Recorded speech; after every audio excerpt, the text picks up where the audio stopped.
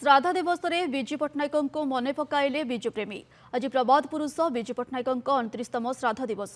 यह अवसर में खोर्धा जिला सदर महकुमार पूर्वतन विधायक राजेन्द्र कुमार साहू नेतृत्व में विजु पट्टनायक श्राद्ध दिवस पालित होता।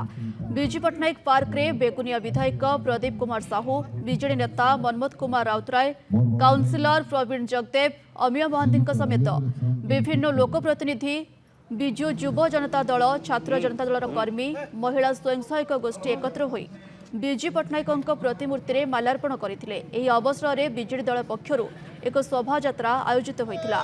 विजेडी नेत्री तथा काउंसिलर प्रवीणा जगदेव नेतृत्व में विजेडी नेता एवं कर्मी जिला सदर मुख्य चिकित्सालय रोगी मानू फल बंटन करते।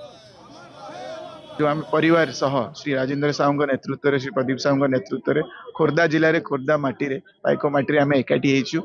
29तम आज जो श्रद्धांजलि दौचु आम आशीर्वाद नौचु। आगु को भावीचु जो विजु परिवार को जो आगु को बढ़ेबार अच्छी एक है कि से जो शपथ नहीं आज आम अत्यंत खुशी।